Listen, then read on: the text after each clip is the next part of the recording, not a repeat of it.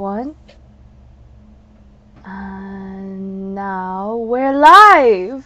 Welcome to CNC Interview Diaries, and we're here to bring you Rolanda Richards from It Is What It Is, Sarwoon. Woohoo! Yay! Hello. Hello, how are you? I'm great. How you doing? I'm great. I'm excited to interview with you, the Rolanda Richards. In the flesh. Yes. On a screen. I remember watching It Is What It Is, and I honestly enjoyed the moments of you not knowing how to react with Philip Philip Morris and I forgot Nick. Nick. Dr. Nick. Dr. Nick, yeah. It was a great performance, and I want to ask, like, how was it like working with the team? Oh my god, it was really, really fun. I was super intimidated actually at our first meeting because like everyone is so professional. Like Roger, Brian, Kat were the other actors, right? And then Christy is incredible, the director. And the script was just so good. Like I was just kind of sitting there like, we're introducing ourselves, and everyone's talking about like their experiences and that kind of thing. And I was like, hi, I'm Sarah. I used to be a drama teacher. Like I've done some online plays before, so I was familiar with like the online play type thing. But I felt like, all these professionals and me, but I think we're our own worst critics. So, um, but it was nice to see people so professional and so passionate. Like you don't have to be on the stage to feed off of an actor. It could be like, on a screen. So that was kind of fun. Yeah, it looks really fun, and also, like, you were just as great as them, so don't you worry. Jesus. Anyway, I wanna ask in terms of like Rolanda, like, how did you feel getting that part? It was really, really cool to get that part. I think it wasn't super hard to play for me. I'm used to playing like very kind of energetic and upbeat characters with a bit of an edge. So when I read the role, I was like, yeah, I can do this. Oh, you got it in the bag. I'm like, I got this. We're good. Um, but it was fun. I like comedy, so I was really happy with like the things you said. Those reactions of her being like, wait, what? Smoking? What?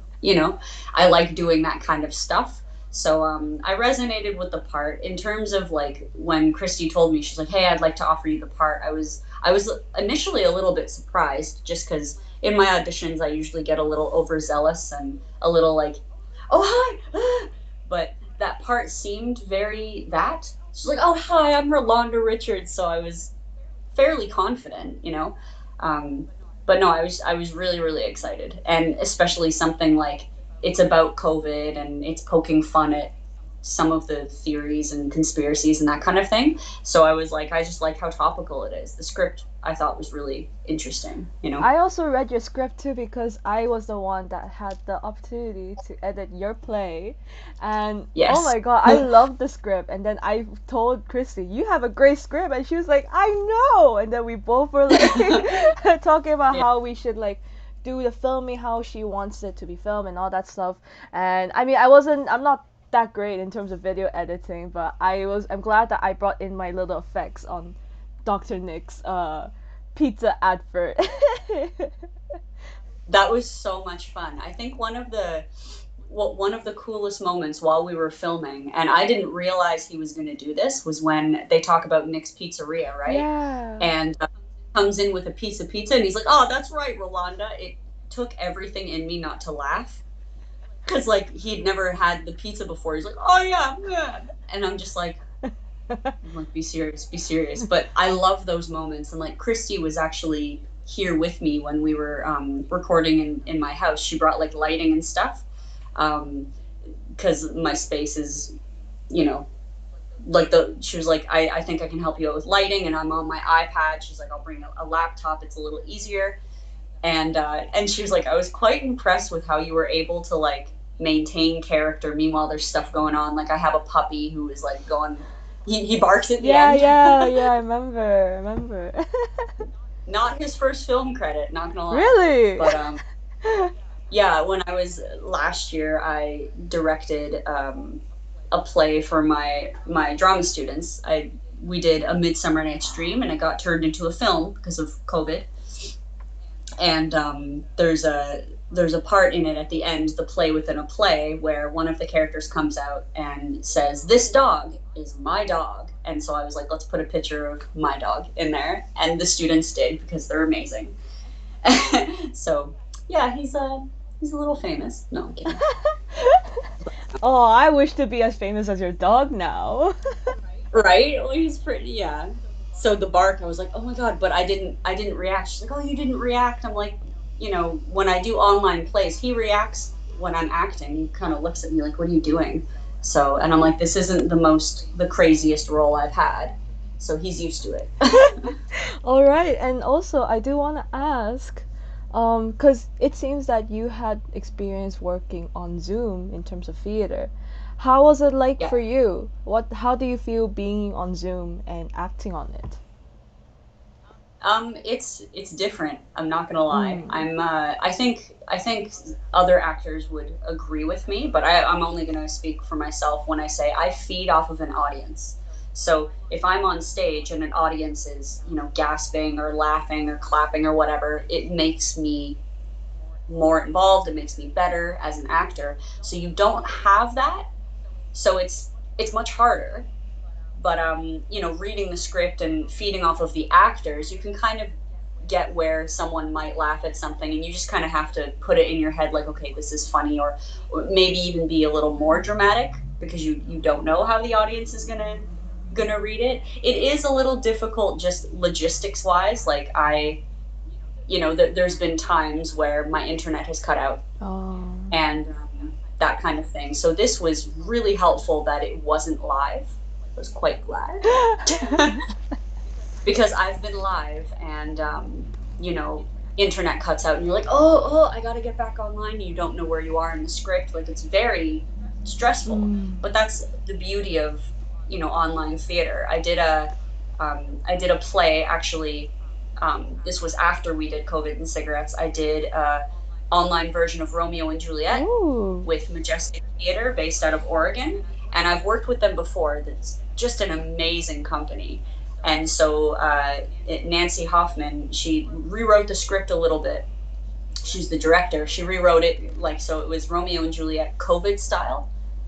So like Juliet wore a mask, and like it was very Oh. interesting. It's on YouTube under the Majestic Theater um, YouTube channel, and it was really fun. But they kind of poke fun at the whole like Zoom theater, and like, oh, is your screen frozen? Like, that was written in the script, so it was quite funny. Like, we took a tragedy and made it a little eccentric. But that's one of my favorite parts about it, is just people are so adaptable. Yeah. Everyone's like, oh yeah, something might go wrong, but it's all good, and no one's taking themselves too seriously. Like, all the online productions I've done have been very chill, which has been great. Because I'm sitting here going, oh my god, but what if? They're like, don't worry, let's just have fun, right? I mean, in this pandemic, I think the last feeling that we all want to have is to feel really sad about the whole thing. Like, we already are. Yeah, Like, we yeah, need to at least feel optimistic in something. And that was a nice plug in to your Romeo and Juliet. And I hope everyone right. else would see her majestic production of Romeo and Juliet. Is that correct? Yeah, Majestic Peace Theater, Majestic Peace. based out of Oregon. Yeah, Corvallis Cool. is, I believe, the city. That is Yeah, very cool. And I want yeah. to ask, because, like, I remember for It Is What It Is, you Mhm. had Roger work from the US, and then you, Yeah. Brian, Christy were all in Hong Kong. How was it like working out of the time zones?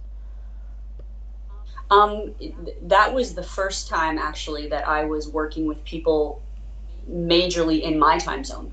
Wow. So it was quite helpful for me, because I've worked on other projects where actors are from, like, maybe 5 different countries. Ooh. And that was tough because I remember working till like midnight or something. And I'm more of a morning person. So sometimes Oh. we do it quite late.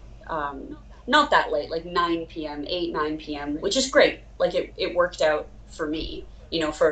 Poor Roger had to get up early. Oh. but we seemed to work it out. It was very manageable. There's only 4 characters, so it was much easier to um, like we always began on time, and it flowed really really well. So the time difference wasn't too bad. I've had time differences before where, because I'm in Hong Kong and most of the actors like for Romeo and Juliet are in America, so like for me it's the next day at like 11 Oh a.m. yeah. Oh yeah. Now they and have I'm like, daylight come you savings. from the Now sorry. they have daylight savings as well, which is harder Yeah. because it's gonna be longer. And I have to also do like meetings in the UK, and now that Right. is 8 hour difference for them. For 5 p.m. here, 5 p.m. there will be at 1 a.m. here, so it's not that fun. Yeah, you're like, let me just take a nap. Yeah. Like time is all crazy. But in a pandemic world, I'm like, I'll get up at 3 a.m. I don't care. Like it's fine. It's all for the theater, so I don't Of mind. course, of course. And it's working better since the fourth wave is restricting everyone to go out anyway. So, you know what? Might as well just wake up late. There's no time construct at all in general. Exactly. Now, I do want to ask, like, after watching everything, I remember you from the premiere and that you were watching your whole scene and everything. Now, how did you feel watching the final cut? I was so excited to see how you edited it and like see like the sound and like see the different cuts, like because when we're filming it, it's just the 4 of us on the screen. Right. So I don't know what cuts they're going to use, or when it's going to like just show one character and not me, or just me and not the other characters. So it's always fun watching a final product. It's like Christmas Day, seeing the unwrapping the gift. So I was really excited to do that, and I was so excited to watch with you.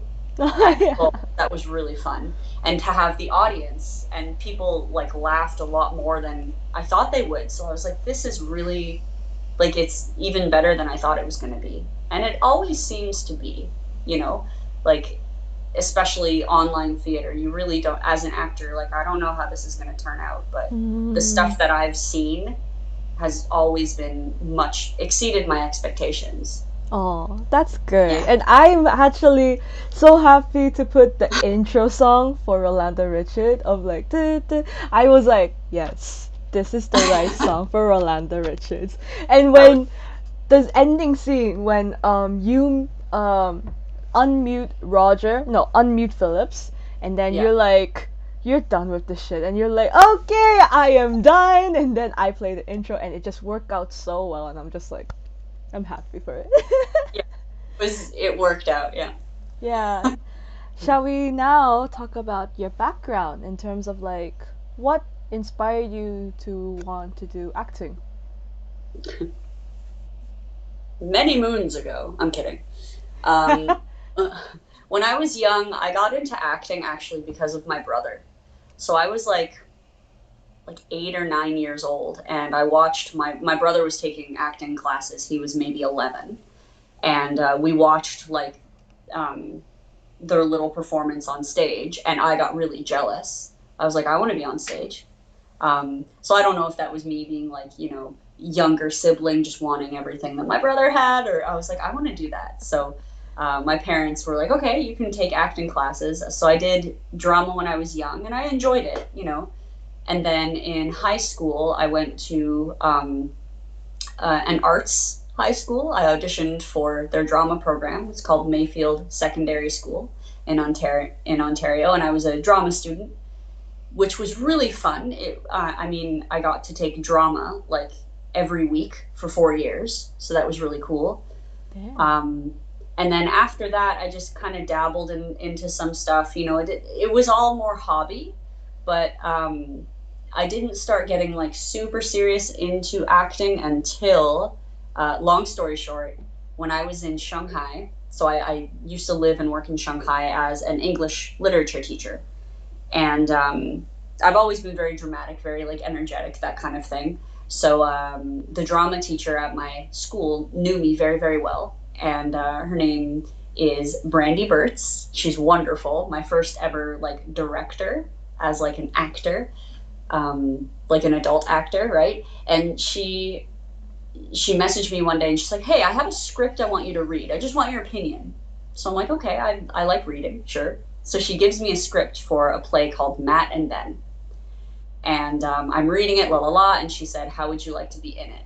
And I freaked out. I was like, "What?" And I started in my head. I'm like, "What?" I'm like, "But I'm not an actor." And she's like, "Well, I know you've done drama and you're very funny."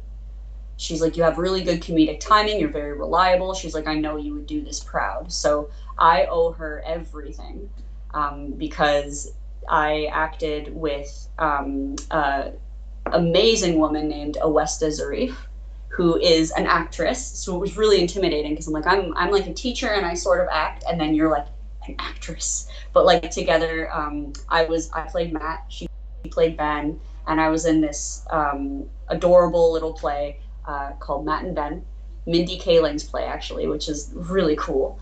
Um, and I remember Brandy told me like on opening night, she was like, "This is gonna change your life." And I thought she was just, I was like, haha, okay, but like, okay, you're dramatic, right? But from there, like a lot of people came to see the play in Shanghai, and a couple of people who came were actually directors of a play I was in 2 years later. When I came to audition, they're like, "I know who you are."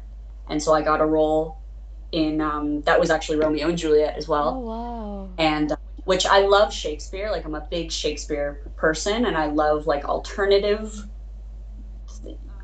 representations of Shakespeare. So that was an all-female cast. So I was like, I can try out for my dream character, Mercutio, which I got, and it was just like one of the most beautiful experiences of my life. If I could marry an experience, it would have been that. Like Oh. I fell in love with every single moment, met some just outrageously awesome people.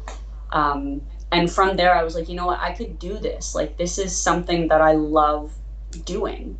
So from there, I ended up being a drama teacher at my school because I'm a teacher. Like, that's my identity. And when my husband got a job here in Hong Kong and we were moving to Hong Kong, I was like, oh, what am I going to do? And he actually suggested, he's like, why don't you take some time off and act?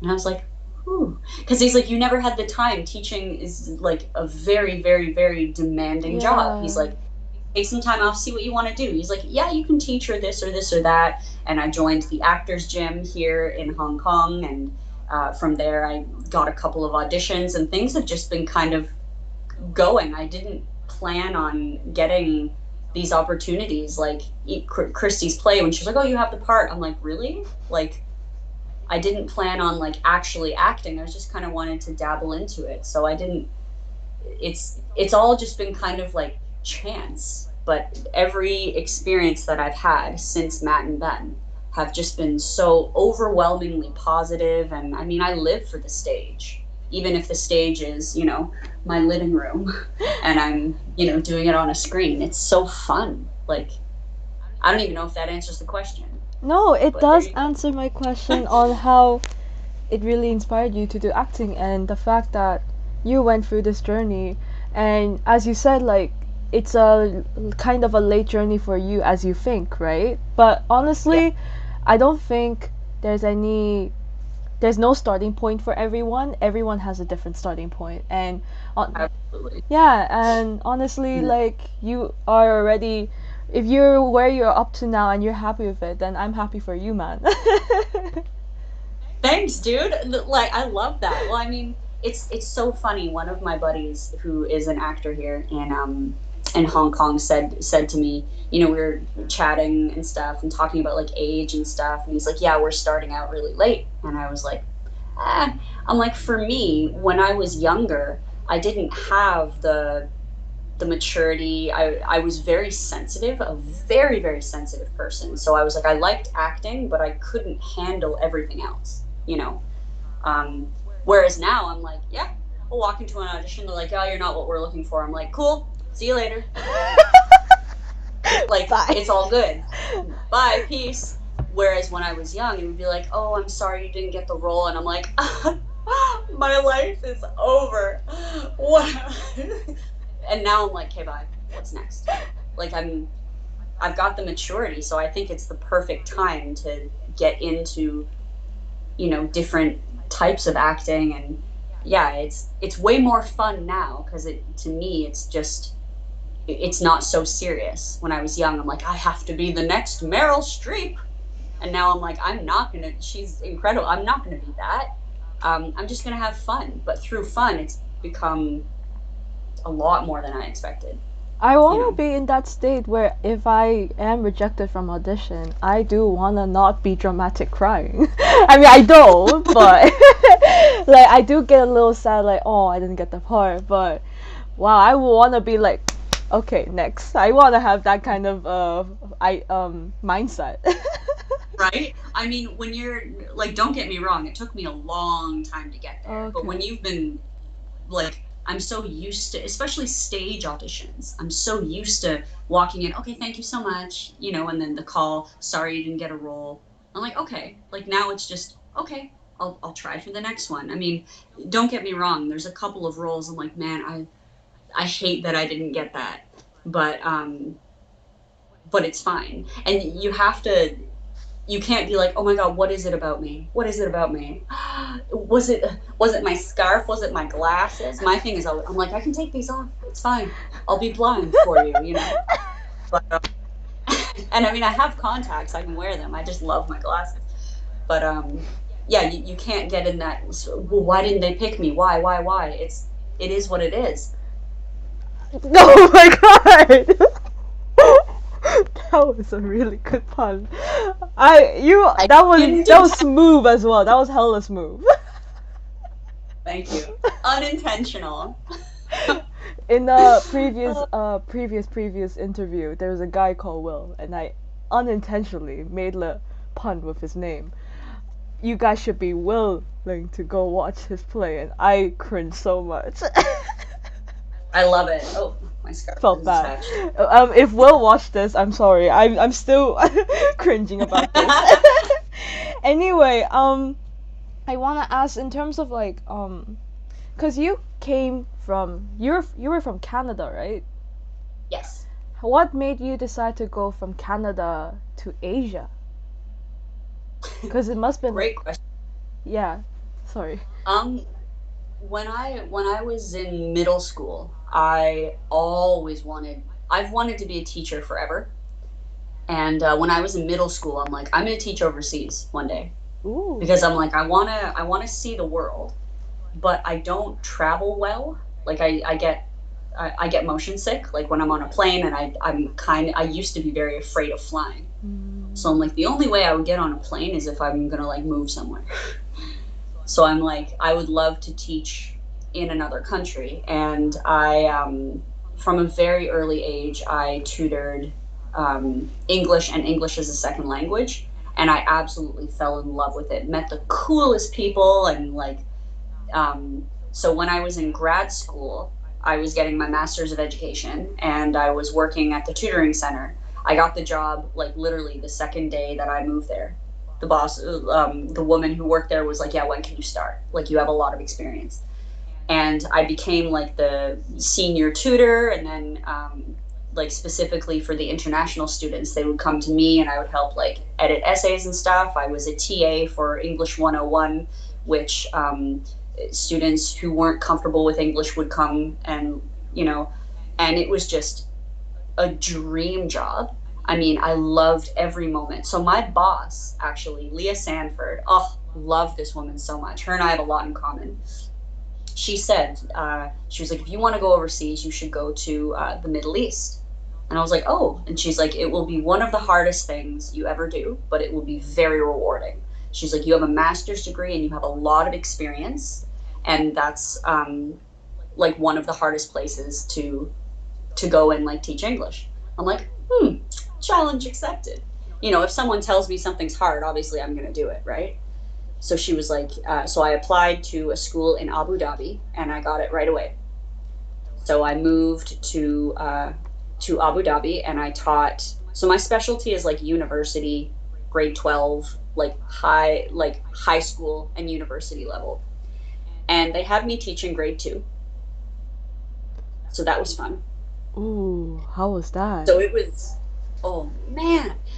Like I said, I'm very theatrical. I have a lot of energy, so I was quite good at it because the kids were like, "Oh man, teacher, so funny, right?" And I'm like, "Meh." I mean, it was a very tough year, very, very tough year. Looking back on it, I'm thrilled that that was like my first year overseas because it was so hard that it makes all the other stuff not so bad. So, anyway, after 1 year teaching in Abu Dhabi, came back home to Canada, tutored mainly ESL for a couple of months until I got a job offer in Shanghai. My husband and I both got offered a job at a training center in Shanghai. Ooh. And so we were like, yeah, let's do it. Because, I mean, why not? Why not? Right? And the plan was not to stay as long as we stayed. We're like, oh, let's try it for a year and then whatever happens, happens, you know? And years later, 7 years later, I was at a job at my previous school, which I still miss. Like, I loved working there. Love it with all of my heart. Love the students. I was teaching AP English language and literature and drama. And I'm like, this is my dream. And then my husband got a job as an art teacher in Hong Kong, one of his dreams, right? So I was like, you moved to the Middle East for me. I will definitely move to Hong Kong for you. So kind of a clean slate right now in Hong Kong doing the acting thing, not teaching. It's the first time in a long time that I'm not a teacher, and it's scary, but it's cool. So yeah, how did I come to Asia? I just literally ripped a Band-Aid. Really, I was like, get on a plane, let's do this, because why not? Well, that's cool. That's really cool. And do you have any thoughts of traveling anywhere else in Asia other than Hong Kong and Shanghai? That's a good question. I don't think I would be opposed. I'm never opposed to like trying something. You know, if there was like a job opportunity in, you know, insert country here, I would definitely try for it if the job title was something that I was interested in. I'm not opposed to traveling, but right now I really like Hong Kong. I know the world is in a pandemic and being like this is like a strange time to be traveling, but I'm a big, big, big fan of Hong Kong, so I'm not looking to move anytime soon. I'm I mean, looking for compared to US, Hong Kong is dealing the pandemic well. So extremely. I feel very happy and grateful to be where I am right now because we're doing well. We are. that's really good. That's Yes. really good to hear. I'm proud of you. Thank you. So after we had discussed a lot of like your inside and out of your whole experience and journey of everything from moving Hong Kong and the whole acting journey, Mm. I want to now know your favorites, and I want to know what production that you were in. What was your favorite production that you were in? And I assume it's Matt and Benny's, right? Matt and Ben. Uh, oh my goodness. That is a really, really tough question because I feel like I look at so many of my experiences. Like I did musicals when I was young, which was really, really fun. Matt and Ben was amazing. Um, but when I did Matt and Ben, I was going through a really, really hard time, like in my life personally, Mm. which, and also I didn't feel like an actor. I just felt like I was acting. So I'm Right. gonna have to say my favorite production was uh, East West Theater's Romeo, all female production of Romeo and Juliet, which was just like I said, I would have married that. Like I told the director, Natasha Portwood, I was like, I will, I would do this character and this play a billion times over for the rest of my life. Like it was just, I grew so much as an actor, I grew as a person, I learned so much. Like I never went to university for acting. I tried to, but I was rejected, which actually benefited me because it got me to where I am now. But I learned so much. I was like, I feel like I'm in like an acting program, and I'm not. I was just learning from the other women there, and it was just, yeah, what a beneficial experience. Like I felt like it was a turning point. That was a turning point where I was like, I could act. I could be an actor for sure. That's good. I mean, you got Mercutio, so it makes sense. You got your ideal role. Oh. I want to ask, what's your favorite Shakespeare play then? Oh God, can't even answer that. It's not Romeo and Juliet. I will not be cliche. Um, Good. it's a lot of people really dog on that play, and you know why? Because they forget about characters like Mercutio, who's funny. They just think it's sad. Let's see. What's my favorite Shakespearean play? That's hard. It's like, what's my favorite play to read, favorite play to teach, and favorite play to act in? All very different, you know? Ooh, I don't mind you answering these three Oh, questions. We okay. got time, so go for it. Oh man. Oh, I should have thought about this before. Okay. I I'm sorry, I thought of this question just now because you talked about Shakespeare, and I was like, oh, I can ask you about Shakespeare then. right. Ooh, Well, yeah. I've taught Romeo and Juliet a lot. I've taught Hamlet, and last year my students did A Midsummer Night's Dream. That was the play. I was like, we're doing this play because it's fun and it's Mhm. easy. In my opinion, it's Mm. one of the easier ones to interpret and to understand. I like A Yeah. Midsummer Night's Dream. Um, but I think it's because I have that personal connection of being a director in it. Um, Loki, I can see you playing Puck in Midsummer Night's Dream. yes, yes, You love ideal Puck. role, Puck for sure. Yeah. I've been told Yeah. that before by directors. Really? By directors, they're like, "Yeah, you could be Puck," and I was like, "Now put it on and cast me." Um, I think I love King Lear. King Lear is a very good play to read. Okay. And I've done a couple of scenes. This was back in high school. I was Cordelia. I don't remember it. I barely remember it. But King Lear, Othello is an incredible play, and I don't think it Mm. gets as much credit as like Romeo and Juliet and Hamlet. Othello is Mm. amazing. Got some really powerful characters. Um, Yeah. but yeah, yeah, I'm drawn to those two plays, and then Midsummer is just really good for sure. I Uh, love Midsummer's too, and also I do like Othello. Like Othello doesn't get enough rep for being a great play, and I forgot the villain. Iago. Uh, Iago's hella cool. He's so awesome. I'm like, I would love to play that character. Can you imagine? I'm just picturing him like stroking a white cat and being like, "Wow." Like the villains are so fun. It's so fun to play a Mhm. villain. Definitely, definitely. Oh, I can see that. Wow. Now, I wanna also ask you, who are your favorite actors? Hands Like, down, a yeah, 1000%. My favorite actress has always been and always will be Meryl Streep that's a good choice. That's a good because choice. she's perfect. Mhm. Literal perfection. I will watch a movie if Meryl Streep is in it, even if that movie is shit, because Meryl Streep is in it. You know, Are you talking about Prom? which one? Prom? Prom is a new movie that Meryl Streep is in, and it's getting bad rap right now. But Oh, I haven't seen it. I will watch it because she's in it. okay, But she sings in it. she's just brilliant. Like Kramer versus Kramer, Sophie's Choice, The Devil Wears Prada. Like the difference. The thing that I love about Meryl Streep, I was talking about this with one of my buddies the other day when we were talking about like a good actor is one where you can watch them in movies, and when I see Meryl Streep, I don't say, oh, she's insert character, because she can play so many characters, you know. Mm, She's brilliant, absolutely brilliant, and she's very humble, and I mean, like, just a phenomenal actress. And who would disagree? No one disagrees with that, no one. no. And my favorite actor, that one is quite tough. I have many favorite actors, but I'm gonna go with my childhood crush, Haley Joel Osment.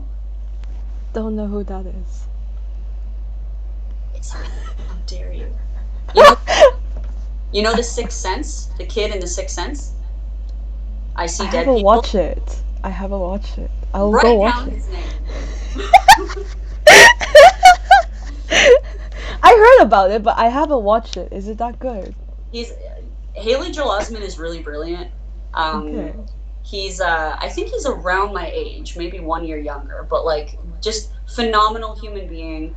Started as a child actor. He was in Forrest Gump actually as his son, like when he was really really young. Oh, I Um, forgot. I you'll forgot. I probably remember watching it. when you look him up, you'll probably be like, oh okay, familiar, right? Okay. But yeah, when I was in high school, I worshipped Haley Joel Osment. Had to watch every single one of his films, which I'm pretty sure I've seen every single one. Um, Wow. and now he's an adult actor doing like more like indie style films, which I think is really awesome. I don't just That's cool. phenomenal actor. Just Mhm. one of those people who I see on screen and I get goosebumps. So probably, and he's super cute. I think he's really cute. I think he's really cute. So I mean, how can I not like a good-looking actor? But Damn it, I want to see him now. yeah, but yeah, you'll get All right. You know what? insight into like my high school days. You'd be like, oh, okay, you were into this person. Yeah, I mean, yeah. my Meryl, current celebrity crush would be Eddie Redmayne. Eddie Redmayne is phenomenal. Yeah, he's hella Phenomenal. cool. And this is hard. Like when you ask, I was like, oh man, how do I answer that question? But I mean, Meryl Streep, that's not difficult. No. But like, I have a lot of favorite actors. But I Mm. mean, like, I gotta say Haley Joel Osment because Mm. just one of those people who, I'm picking someone who makes me want to be an actor. True. You know, True. That's cool. And I want to say, my first interview was with the guy was with Sean from Tobacco Gold. it's about gold. Yeah, Yeah. he worked with Meryl Streep for a play.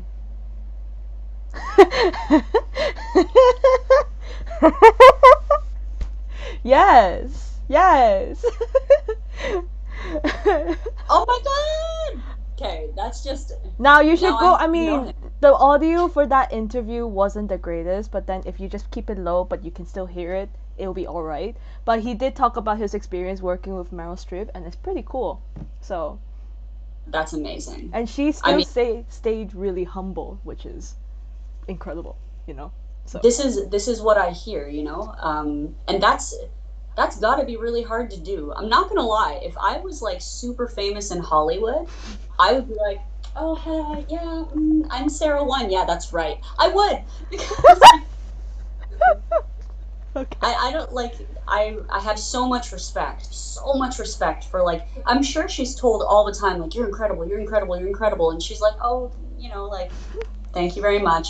She's amazing. If someone tells me I'm incredible 1,000 million times a day, I'm gonna turn into an egomaniac. Like, say it again. Say it again. No, I'm kidding. But yeah, she's phenomenal. That's really cool. Mhm. Mhm. Wow. Yeah, I Good. was fangirling over that in that Yeah, interview. So right. now I'm glad to hear about your favorite actors and actresses, and I think we can come to a close into this interview. And I just want to ask, what Mhm. is the very reason for people to watch It Is What It Is? Oh man, what's not? I think the best reason to watch it is what it is I think I would have a hard time finding anyone who's not going to smile at it, if not laugh. It's going to give you a laugh, it's going to give you a smile. The acting is so good. Like the four of us I think really complemented each other. Um the script is it's entertaining. It's entertaining. And in this day and age, I know a lot of people like when I ask them like, "Oh, you want to come see me in Romeo and Juliet?" It's only 2 hours. This is it's short. It's short, it's sweet. And it's topical. Like people can relate to it very well. And I don't know about you, but I always enjoy watching something that I can relate to at least like a little bit. So yeah, it's because it's fun, and the world right now is not fun. So Mm. Yeah. watch something. Yeah, honestly, we need comedy right now in this pandemic because this whole Yeah. pandemic is a joke already. I mean, right? Yeah, and honestly, thank you so much for joining this interview. Oh, And I, thank you for having me. This has yeah, been so fun. it has been. I also enjoyed it too. And do you have Yeah. any plugins of your current or future work that you're gonna be in so that you would let the other audience know about it? Ooh, that's exciting. Yeah. Um, hmm. Well, as of right now, I don't know if I can plug it. I haven't started shooting, but I'm working with this really brilliant director named Kevin Ng, who who I met just the other day, and he gave me a script. He's doing a short film, and I'm filming on Sunday. So Ooh. stay tuned. But yeah, he's brilliant, absolutely brilliant. Kevin Ng, um, working on a short film. I think loosely inspired by a true story. So I'm super honored to work with him and for him to trust me to bring a role to life of someone he knows. So that'll be really cool. I'm really excited. Like film is very different than stage, so it's one of those things that I'm excited to explore. Well, that's very cool, and I'm glad, Yeah. and I hope to see that one day. And we're Oh yeah. going to end our interview. And thank Okay. you, honestly, thank you for joining this interview. And I'm trying to figure out how to end this. Why is there no ending button? This is a sign. It doesn't want me to This end. is Oh, the okay. sign. Live live stream 24 hours. Kidding. Oh, it'll be like what? A mukbang? You know, like mukbang broadcast where it's like you watch people eat Oh, food. Yeah, like a food broadcast. Like, all right, well, we don't want that to happen now. So, okay. we can end the interview in three, two, one. Now it's ended. Woohoo!